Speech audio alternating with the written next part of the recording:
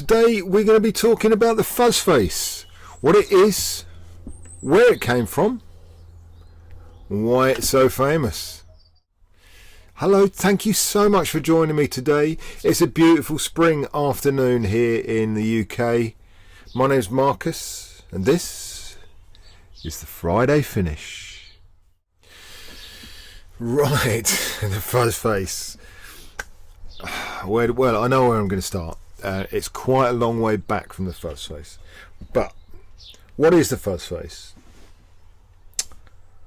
It's a 2-transistor shunt series feedback amplifier.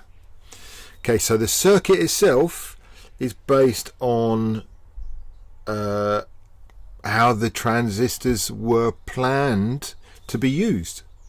You don't invent the wheel without having a bike or a car or a cart to put it on. Same with the transistors. When they made the transistors, they already had in mind how it was going to be applied. There were lots of other applications that came later, but there was an amplification device. And the 2-stage shunt series amplifier was one of those applications.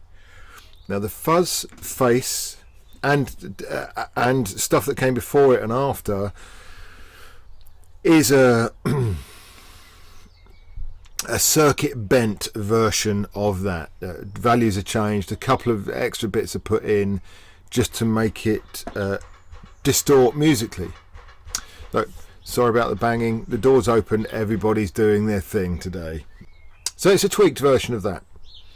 I want to talk a little about the influence, the industry influence that also caused, you know, what happened to the Fuzz Face to happen, it to blow up. So I'm going to go back to the first production fuzz unit, which was the Maestro Fuzz Tone. There were people doing them before, but they were homemade. The Ventures recorded something in 1960, I believe.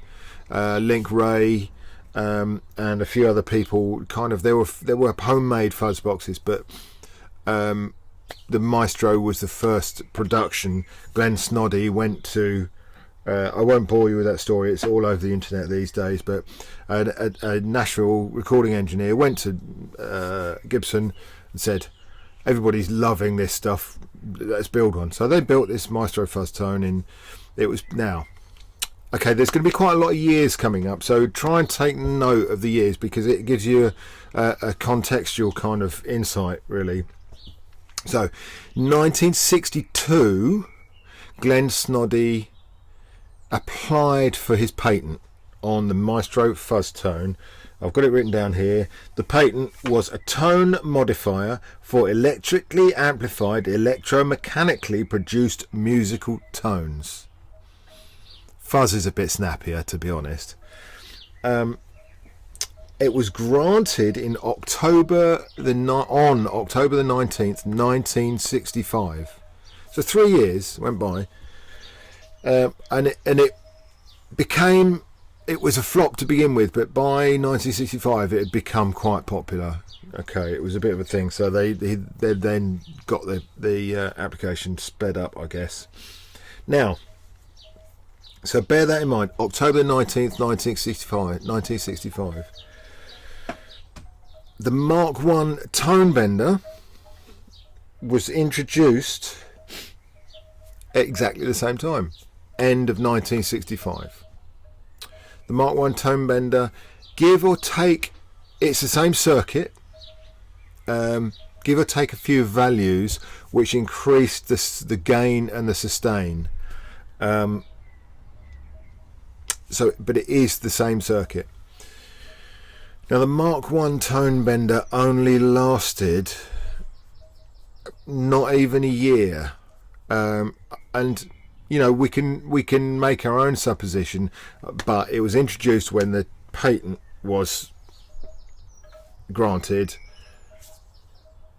over in America, you know, so Mark I didn't last very long. There were other reasons. It was a bit of a pain in the arse to make. It was very difficult to bias, and it was quite unstable. So there were lots of reasons why the Mark I was always going to be short-lived. Now, in 1965, August 1965. Okay, so this is before the patent was granted for the Maestro Fuzz Tone, and before the Mark 1 Tone Bender was released.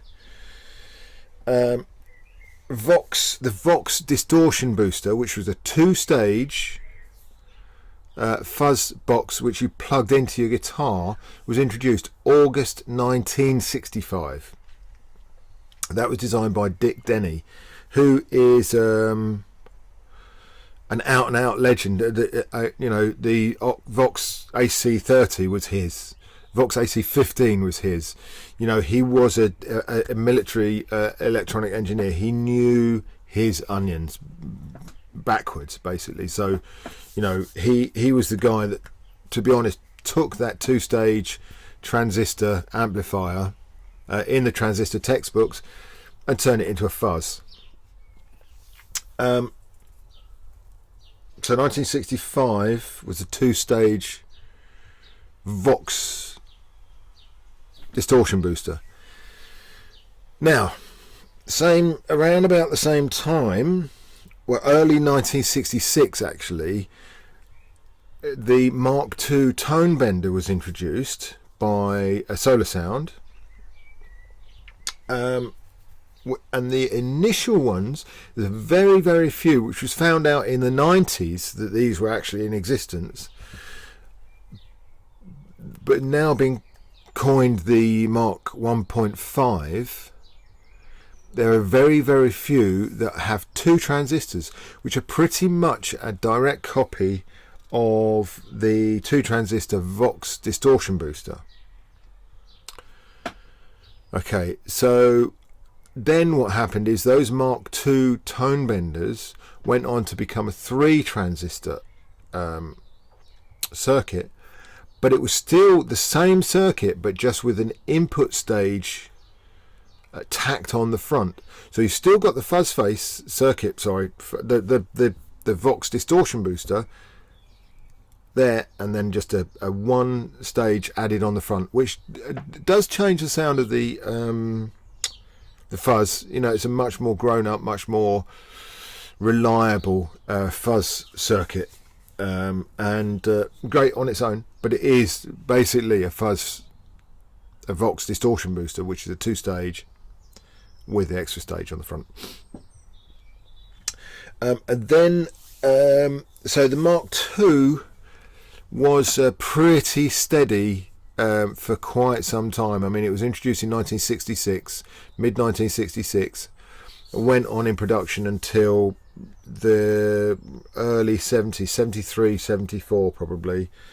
Okay, so then in 1966, the Vox distortion booster was put in a foot pedal, okay, which was very similar to the Mark II, to be honest, the shape of the pedal.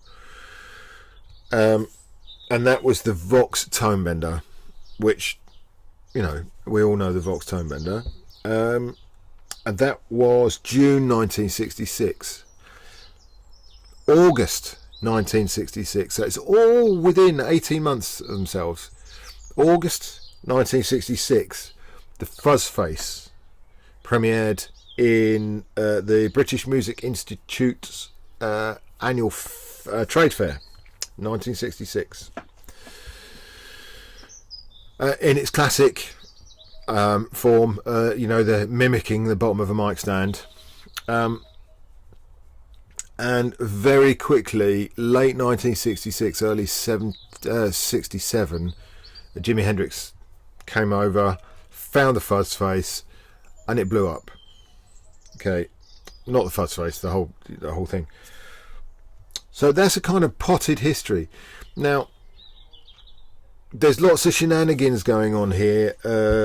People accused of stealing circuits from this person, and other people saying that it's just, it was just a big soup in a very small area of London.